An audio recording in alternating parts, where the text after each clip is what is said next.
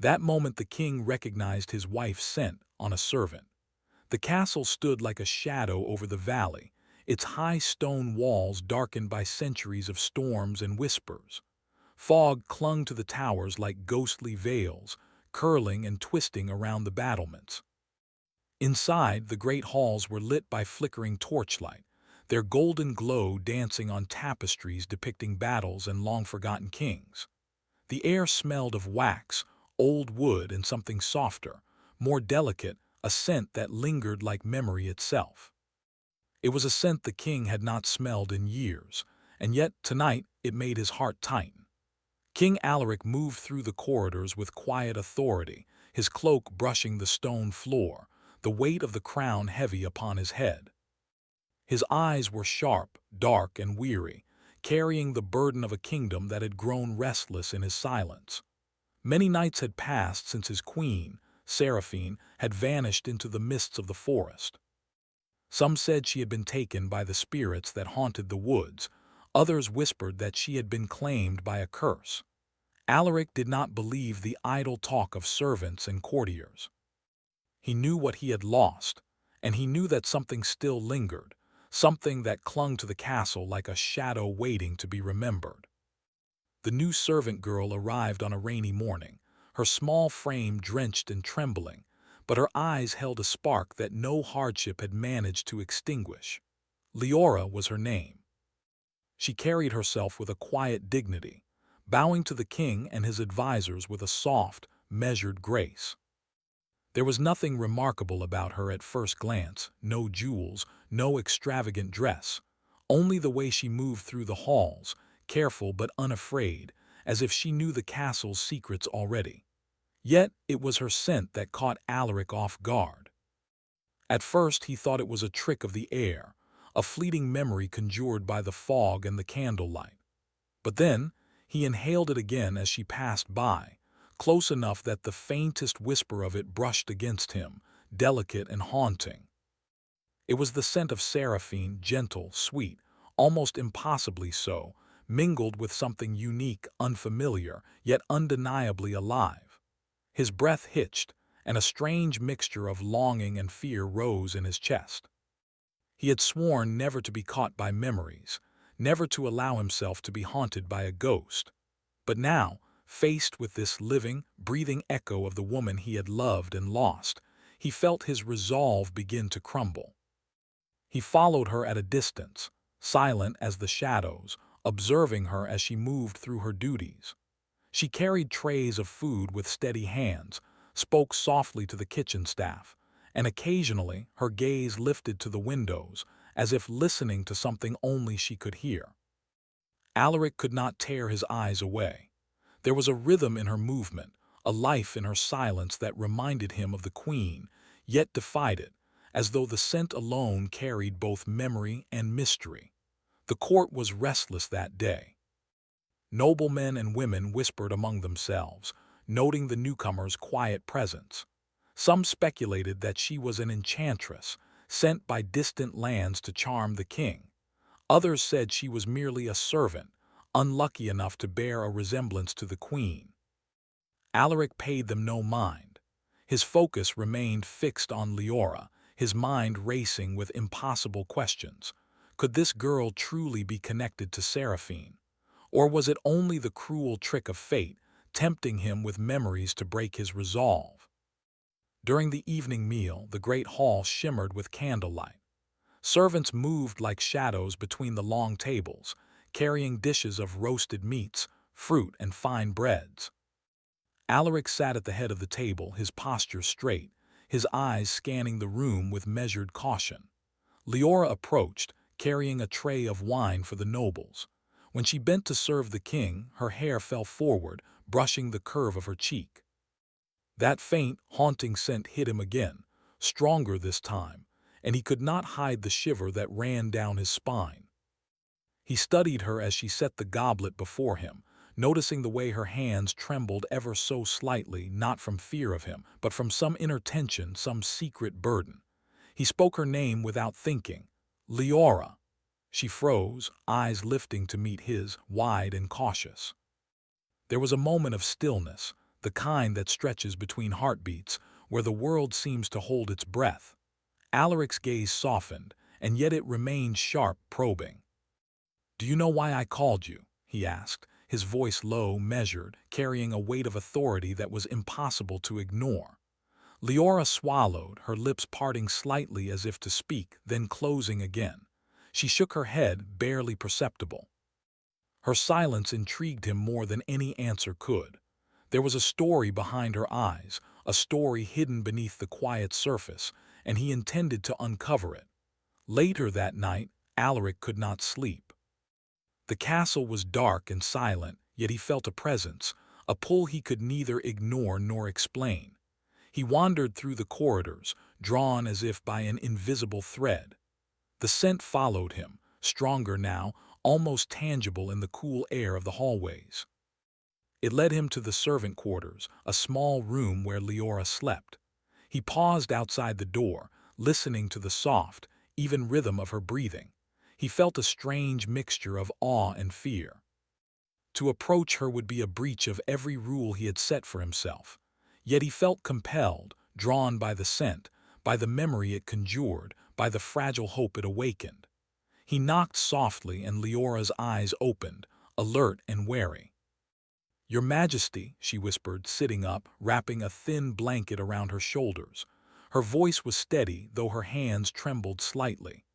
"I apologize for disturbing you," Alaric said, his tone softening, almost vulnerable. "But I cannot ignore this. There is something about you, something I cannot explain." Leora met his gaze, unflinching. "Your Majesty, I do not know what you mean," she said, though her voice carried a tremor, betraying a truth she tried to hide. Alaric stepped closer, hesitant but compelled, searching her face, searching for the impossible connection that his senses insisted upon. Do you carry a memory of her?" he asked, his voice barely more than a whisper. "The Queen Seraphine." Leora's eyes widened, a shadow passing over her expression. She began, then stopped. Her throat tightened as if the words she wanted to speak were trapped. She shook her head. "I know nothing of any queen, Your Majesty." But the scent remained, persistent and unyielding. Alaric's chest tightened. How could this girl, unknown and humble, carry the very essence of the woman he had loved and lost? It was impossible. And yet, impossible or not, he felt the truth in it as surely as he felt the weight of the crown upon his head. Days passed, and Alaric found himself observing Leora in every moment he could spare. He watched her laugh softly at the children of the court, watched her tend the wounded falcons in the castle courtyard, watched her quietly arrange flowers in the royal gardens. Everywhere she went, the scent lingered, delicate and fleeting like a whisper from the past. The courtiers began to notice his distraction, their whispers following him like shadows, but he paid them no mind. There was a tension growing between them, unspoken and electric. Leora avoided his direct gaze, yet there was a curiosity in her movements, a quiet defiance in the way she held herself when she thought no one was watching. Alaric, for the first time in years, felt alive in the presence of another human being. The scent had awakened something in him, longing, hope, and a dangerous desire for truth. One evening, under the pale light of the moon, Alaric found himself walking through the castle gardens. The air was cool, fragrant with night-blooming flowers, and the fog wrapped around the stone paths like a veil. Leora was there, kneeling beside a fountain, her hands immersed in the water as she whispered words he could not understand. The scent was stronger here, mingling with the fragrance of roses and jasmine. "Your Majesty," she said softly, straightening, her eyes meeting his across the misty garden. "You should not be here alone." "I could say the same to you," Alaric replied, his voice low, carrying both authority and something gentler, almost tender. "But I cannot stay away. There is something about you, something I must understand." Leora's eyes flickered, fear and something deeper, something unspoken, passing across her face. She stepped closer, the faint scent enveloping him again, a whisper of memory and mystery. I mean no harm," she said quietly. "Whatever you think, I am only a servant." "But you are more than that," Alaric said, taking a careful step toward her. "More than any servant I have ever known. There is a truth in you, a truth that calls to me."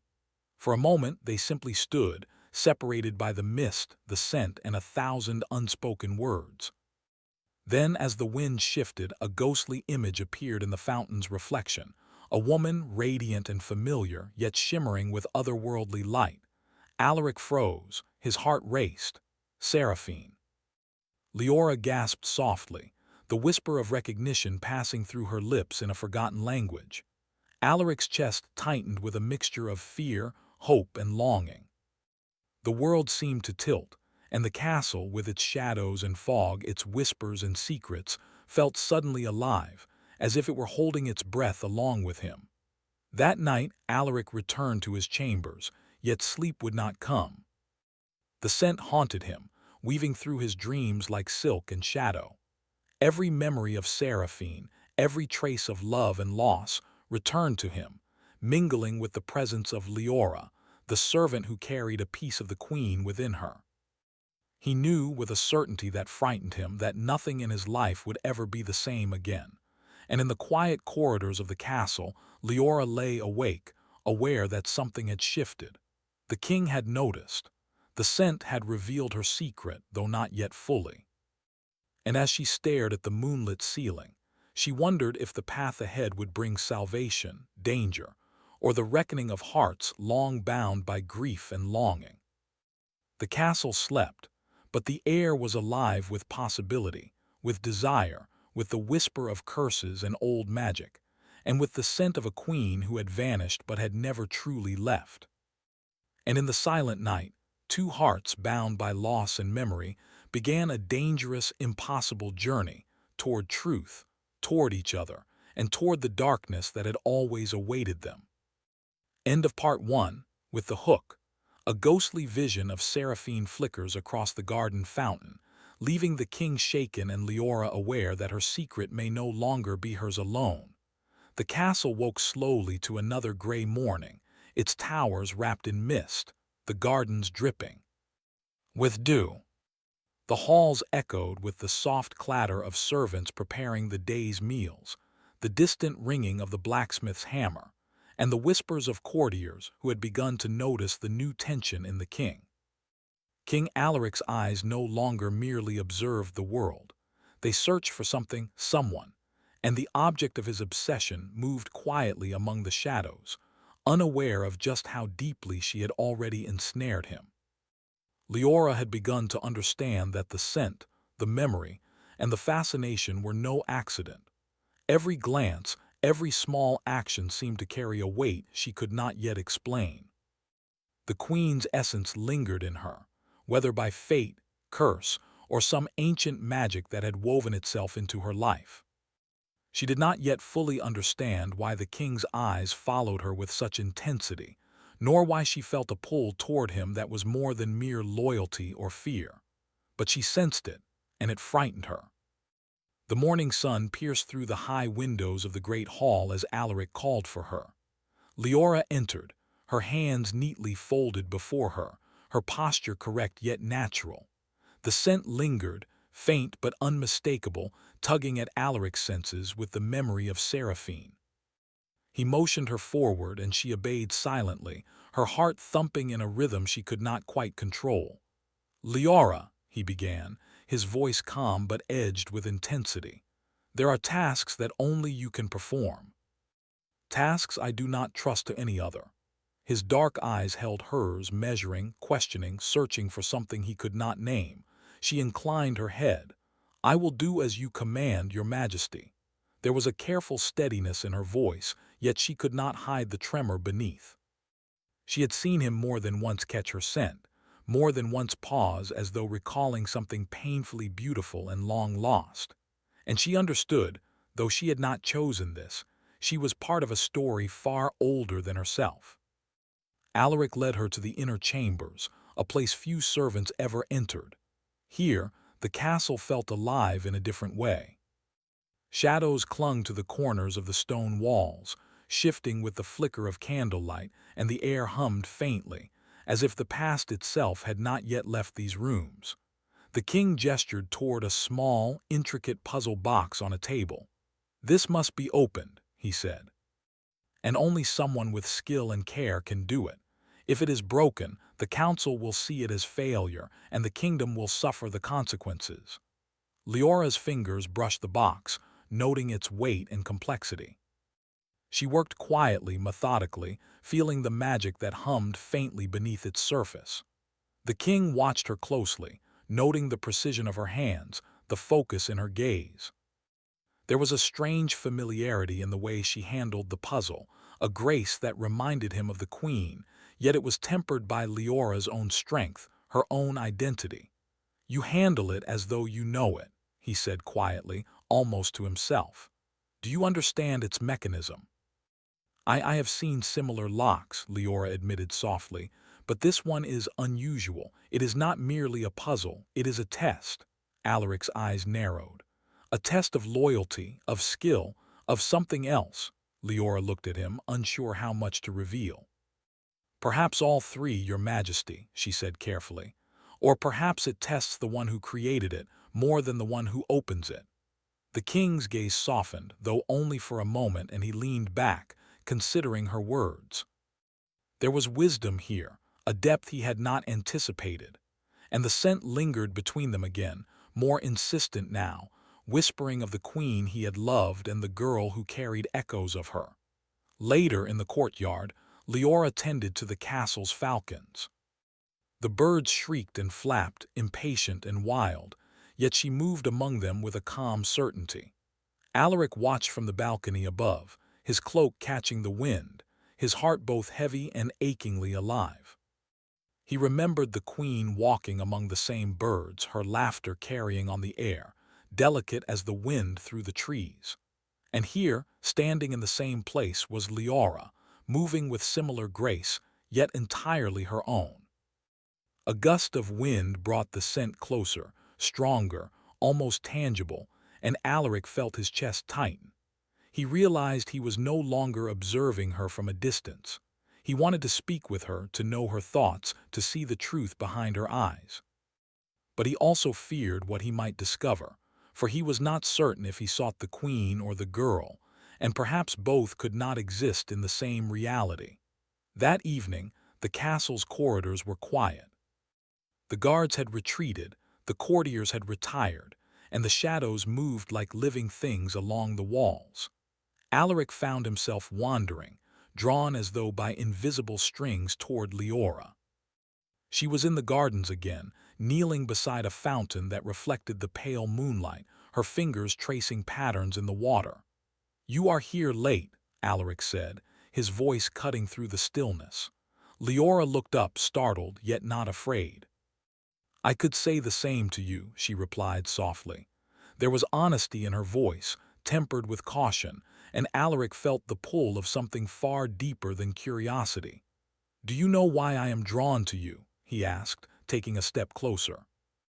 The scent was stronger here, mingling with the roses and the damp earth, filling the night with a delicate, haunting perfume. Leora's gaze dropped to the water. "I do not know, Your Majesty. I am only aware that something draws me as well." Her words were careful, but her hands trembled, betraying the storm within. Alaric knelt beside her, careful not to frighten her, but close enough that the warmth of his presence brushed against her. "I do not know if it is fate or something darker, but the moment I sensed your presence, I felt the queen, yet also something entirely new. You are both her memory and your own being. I cannot untangle one from the other." Leora's breath caught. I did not ask for this," she said, her voice trembling. "If it is the queen you seek, I am not her, and yet I cannot deny what stirs within me when I am near you." The wind shifted, and the moonlight caught the water, creating a shimmering reflection that seemed to flicker with an image. The queen. Seraphine's face appeared for a moment, ethereal and fleeting, then vanished as though the water itself had no memory of her. Alaric's heart ached, torn between grief, longing, and something that he dared not name aloud. Days turned into weeks, and the bond between them grew, though neither fully understood it. Alaric's obsession became quieter, more restrained, tempered by respect and curiosity. Leora's fear remained, but was softened by glimpses of kindness, understanding, and the undeniable pull of connection. The castle itself seemed to respond, the shadows moving differently in the presence of the two, and the magic that hummed faintly in the walls grew stronger. One night, Alaric returned to Leora's quarters to find her asleep at a small desk, quill in hand, writing in a book that seemed older than the castle itself.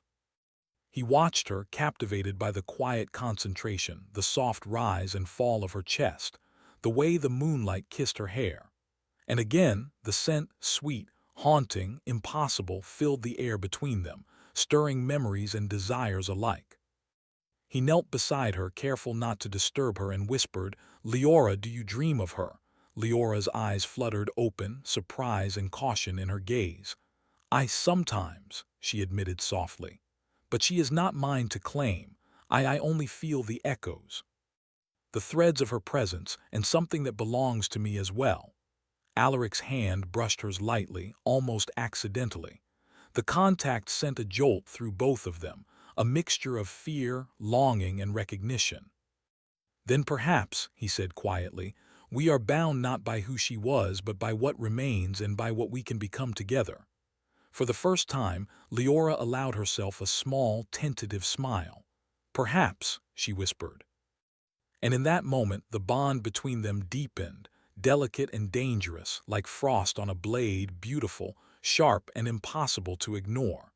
But the castle had its own designs. In the quiet of the corridors, whispers moved among the shadows, and the faint hum of old magic stirred. Leora's secret was not entirely her own.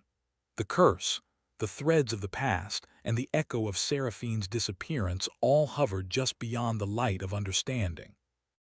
And Alaric, drawn by grief, memory, and something more, could sense it, though he did not yet know the full danger that lay ahead.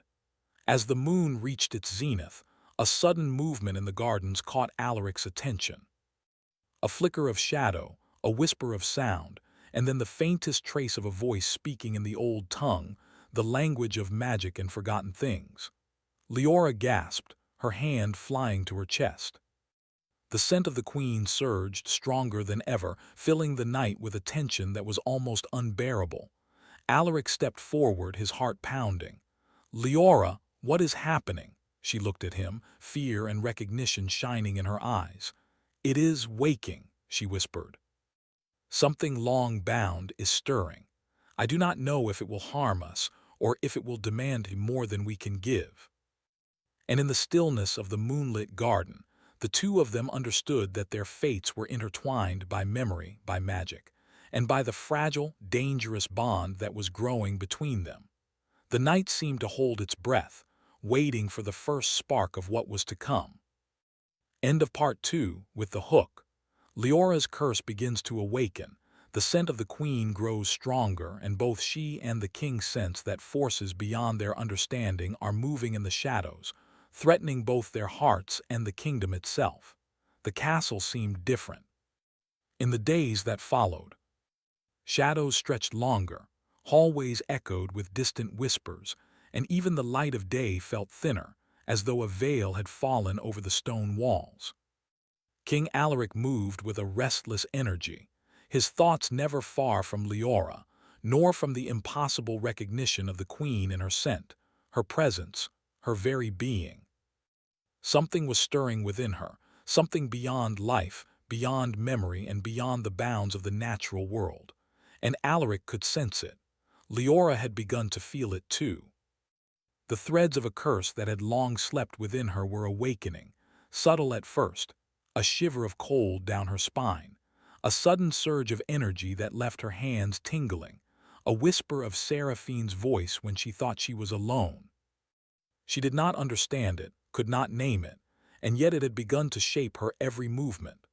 Simple tasks became challenges, and moments of calm were shadowed by fleeting visions that seemed to belong to another time, another life. The king found her one morning in the rose garden, kneeling before a bloom as delicate as porcelain. Her fingers hovered above the petals, trembling slightly as the soft fragrance reached her nose, mingling with the scent that had haunted Alaric since he first saw her. She was whispering in a language he did not recognize, words that felt older than the castle itself.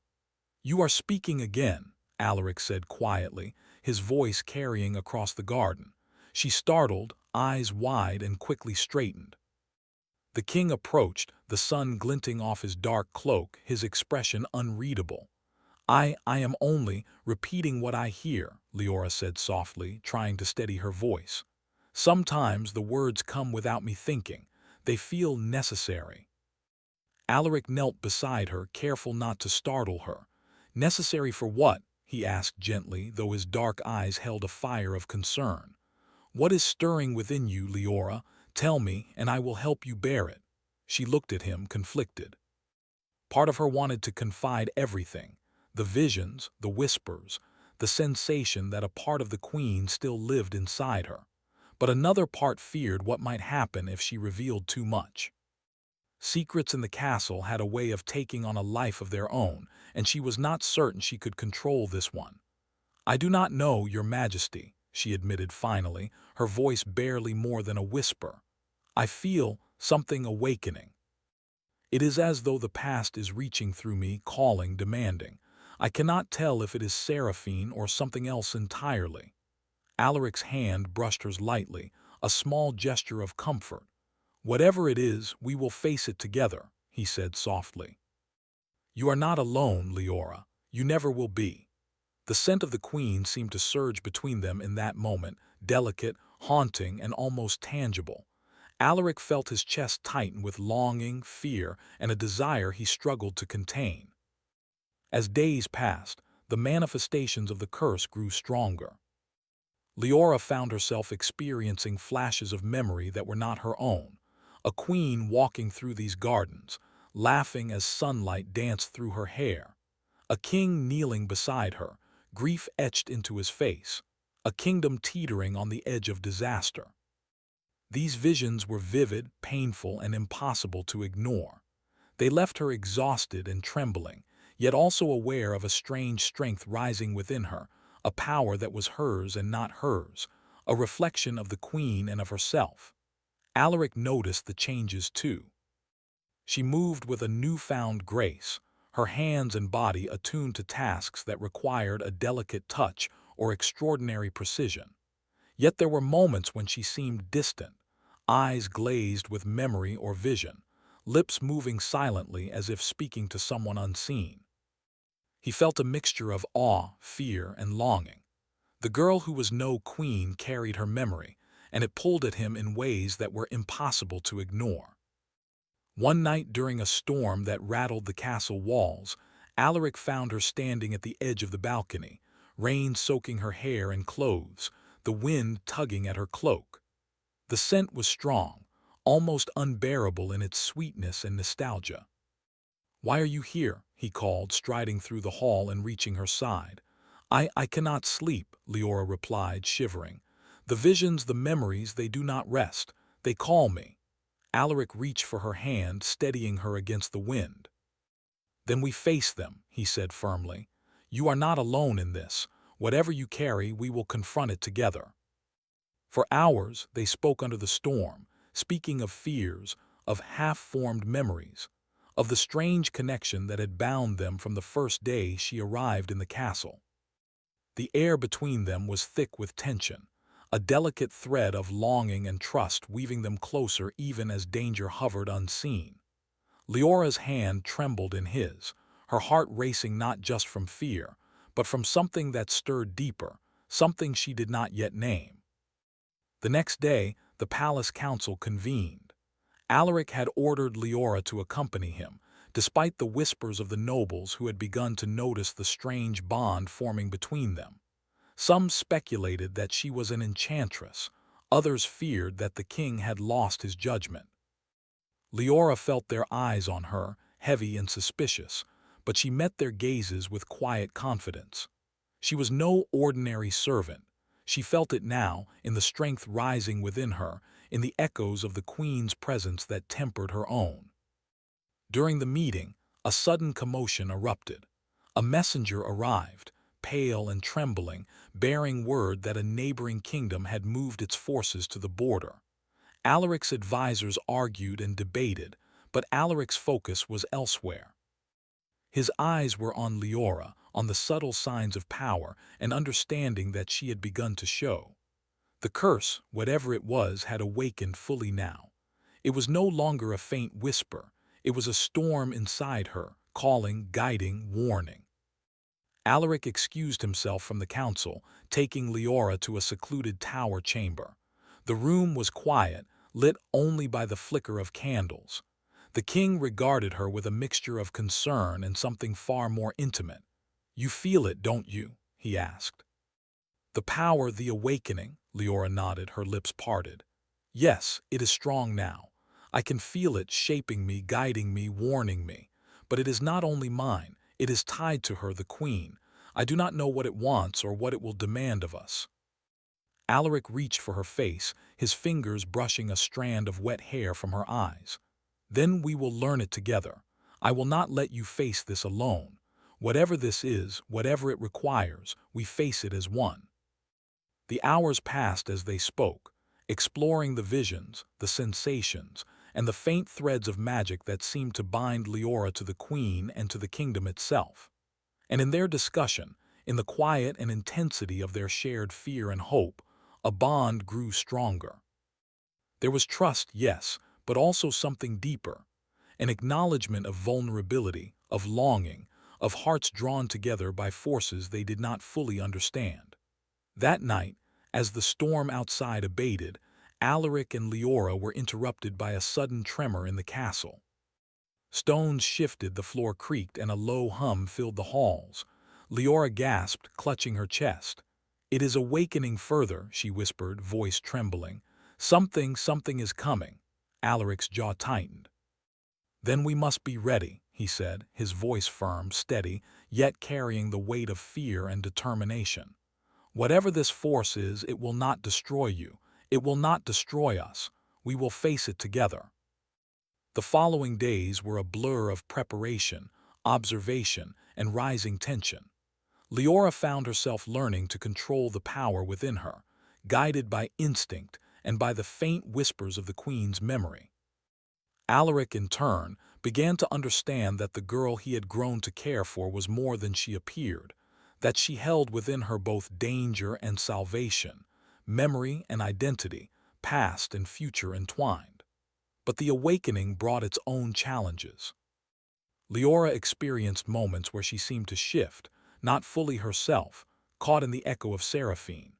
She would pause mid-task, eyes distant, lips murmuring words in a tongue that belonged to the queen. Alaric would watch, torn between fear and awe, unsure whether to intervene or to allow her to follow the guidance of the spirit within her. The castle itself seemed to respond to these moments. Shadows deepened, whispers stirred in the corridors, and even the animals within the gardens behaved oddly, restless and watchful. One evening, Alaric found her at the edge of the forest that bordered the castle, drawn to the ancient trees by a force neither could fully name. She stood at the tree line, her cloak whipping in the wind, eyes lifted toward the darkened canopy. The scent of the queen was nearly overwhelming now, a tidal wave of memory and longing. "Leora," he called, his voice carrying through the mist. "Do not go further." She turned slowly, her eyes shining with determination and fear. "I must," she said quietly.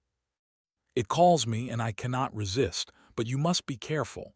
Whatever lies beyond, it will test us both."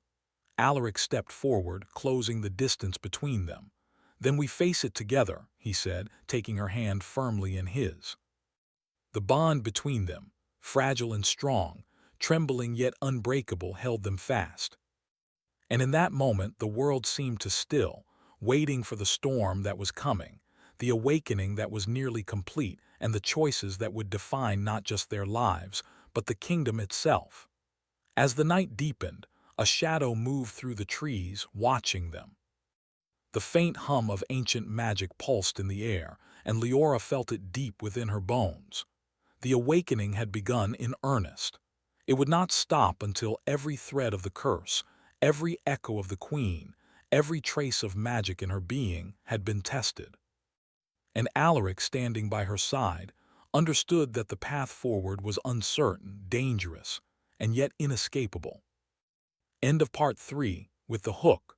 Leora's curse fully manifests, blending her identity with echoes of the Queen, and an unseen force watches from the shadows, signaling that the coming trials will demand sacrifice, courage, and the ultimate choice of trust and love between the king and the servant who carries the memory of his lost wife.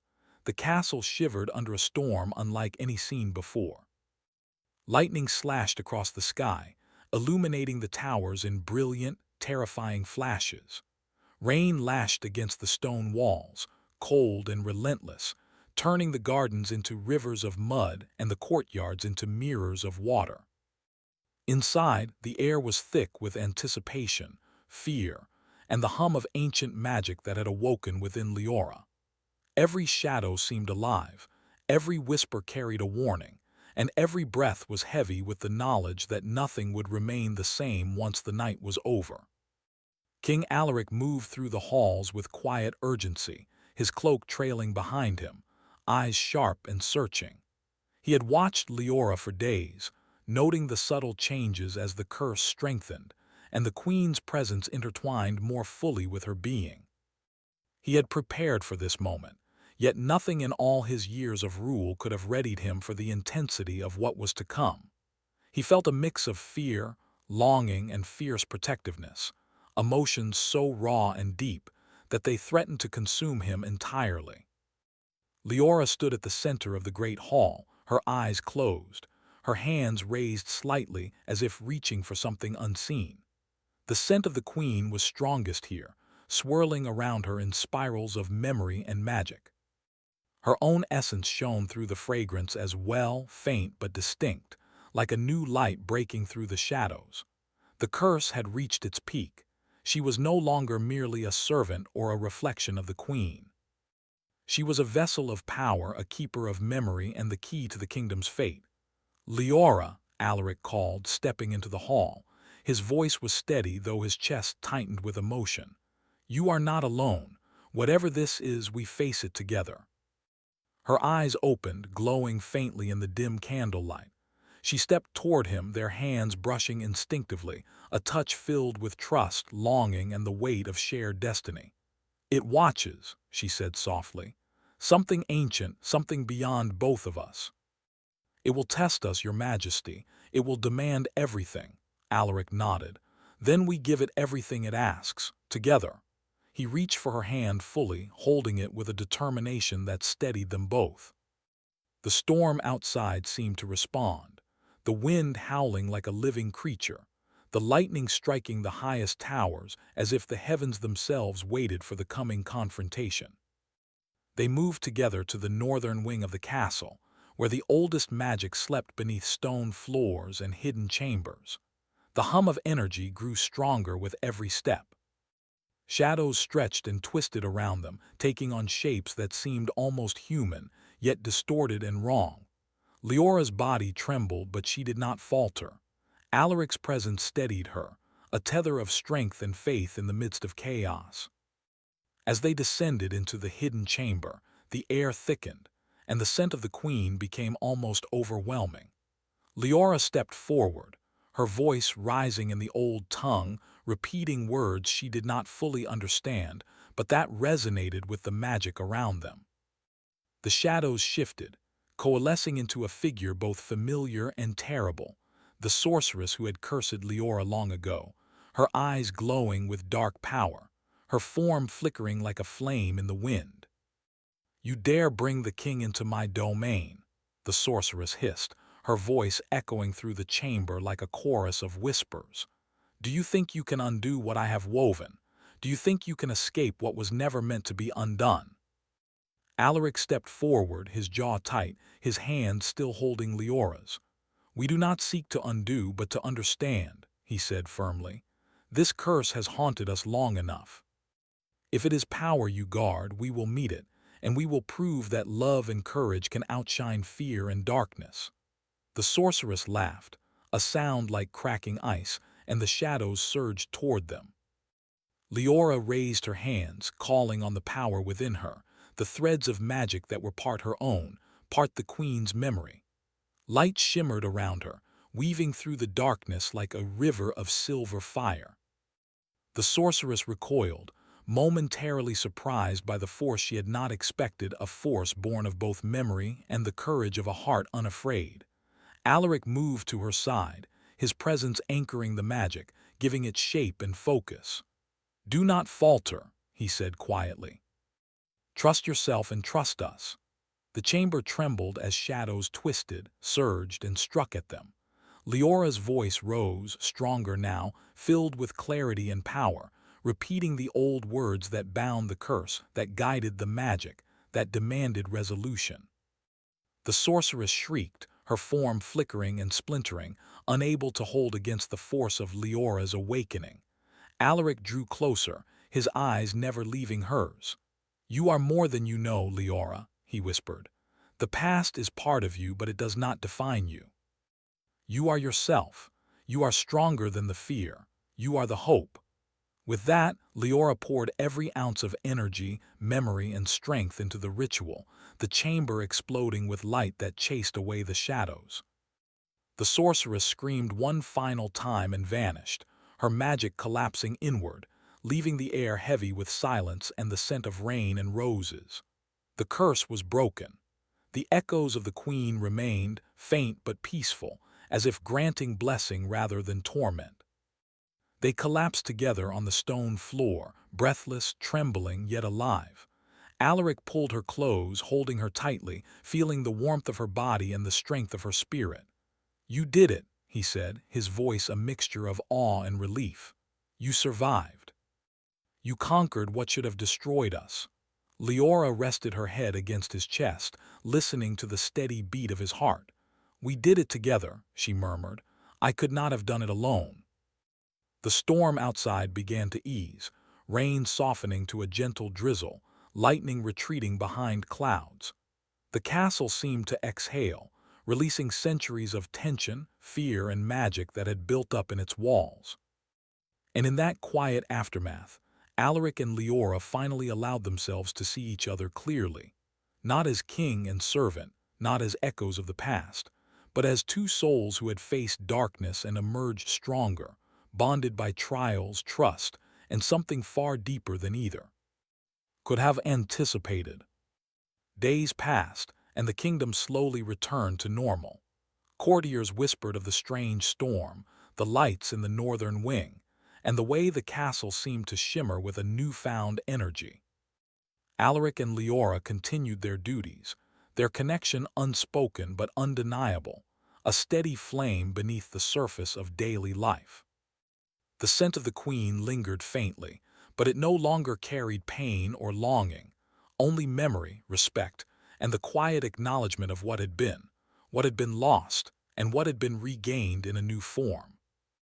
Alaric found himself watching Leora in quiet moments in the gardens, as she arranged flowers, in the kitchens, as she moved with precision and care, in the halls as she walked with dignity and quiet confidence. Each glance reminded him of the journey they had endured, the darkness they had faced, and the bond they had forged in the storm. He no longer felt haunted by the memory of the queen, nor confused by the echo that had once troubled him. Leora was her own person, and yet in a way she carried the strength and grace of Seraphine within her, not as a replacement, but as a gift of memory, a legacy of courage. Leora, in turn, felt the freedom of her own identity fully for the first time. The curse had lifted, the echoes of the past had settled, and she was able to breathe, to move, to exist without fear or hesitation. And yet she carried with her a newfound understanding of magic, of memory, of love that could survive even the harshest trials. She felt for the first time that she could stand beside Alaric not as a servant, but as a partner, equal in courage and heart. One evening, as the sun set behind the castle towers, painting the sky in shades of gold and crimson, Alaric and Leora walked through the gardens together. The air was soft, fragrant, and peaceful. The storm was gone, replaced by a calm that seemed almost sacred. Alaric reached for her hand, intertwining their fingers, and she looked up at him, eyes shining with gratitude, trust, and something more. "You are no longer bound by the past," Alaric said softly, "and neither am I. We have faced what others could not, and yet here we are, stronger than before, together." Leora smiled, a gentle, radiant expression that carried the weight of everything they had endured. "Together," she repeated, "always." They stood in silence for a moment, the castle behind them, the gardens around them, and the memory of what had been fading into peace. The scent of the queen lingered still, faint, but it no longer haunted them. It was a reminder of love, courage, and resilience, of a past that shaped them but did not bind them. Alaric drew her close, and for the first time in years, he allowed himself to hope not for the past, not for what was lost, but for what lay ahead. And in that hope, in the quiet strength of their bond, the kingdom seemed brighter, the castle lighter, and the future wide open, filled with possibility, love, and the promise of life unshadowed by fear. The castle slept peacefully that night, and so did its king and servant, now companions, now equals, now bound by trust, courage, and a love that had endured darkness and emerged victorious. The echoes of the past were quiet, leaving only the soft scent of roses, the lingering memory of bravery, and the warmth of two hearts that had found each other against impossible odds. And as the moon rose high over the towers, casting silver light across the gardens, Alaric and Leora knew one simple truth. The past may shape us, shadows may follow us, but love, true, steadfast, enduring love, could illuminate even the deepest darkness and guide them into the dawn of a new beginning. End of Part 4, Conclusion and Emotional Resolution.